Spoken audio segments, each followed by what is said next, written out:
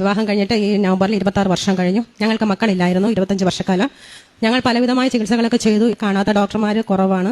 2022 surgery ചെയ്തു. 2 ഓവറിയും പ്രവർത്തനരഹിതമാണെന്ന് അന്നേ പറഞ്ഞായിരുന്നു. IVF-ന് വേണ്ടി ട്രീറ്റ്മെന്റ് ചെയ്യാൻ വേണ്ടി പറഞ്ഞു. ഞങ്ങൾ ആ ഹോസ്പിറ്റലിൽ പോയി. അപ്പോൾ ഡോക്ടർ സ്കാൻ ചെയ്തിട്ട് പറഞ്ഞു, നിങ്ങൾക്ക് ഓവുലേഷൻ ഒന്നുമില്ല.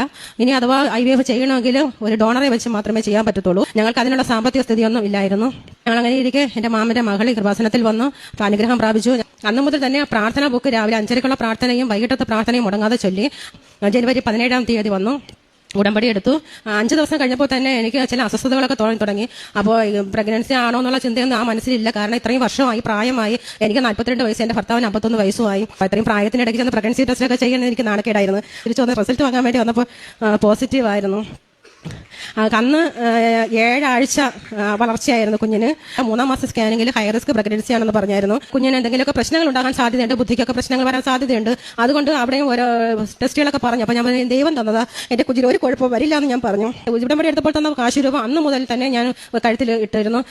തുടക്കം മുതൽ ഇവിടുത്തെ വെഞ്ചേശ തൈലം ഗർഭിണിയാകുന്നതിന് മുന്നേ തന്നെ ഞാൻ വയറിൽ ദിവസവും പുരട്ടി കുരിശ് വരച്ച് പ്രാർത്ഥിച്ചുകൊണ്ടിരുന്നു. 8 മാസം തികയാൻ 4 ദിവസം ഉണ്ടായിരിക്കെ സിസേറിയനോട് കുഞ്ഞിനെ പുറത്തെടുത്ത്. പക്ഷേ ദൈവത്തിന്റെ വലിയ മഹത്വവും കൃപയും ഞങ്ങളുടെ മേലുണ്ടായിരുന്നു. ഞങ്ങൾ ആ കുഞ്ഞിന് യാതൊരുവിധ കുഴപ്പങ്ങളും ഇല്ല. പൂർണ്ണ ആരോഗ്യമുള്ള തന്നെ ഞങ്ങൾക്ക് നൽകി. ദൈവം അനുഗ്രഹിച്ചു. കർത്താവ് ഞങ്ങൾക്ക് തന്ന ഏറ്റവും വലിയ അനുഗ്രഹമാണ് ഞങ്ങളുടെ കുഞ്ഞ്.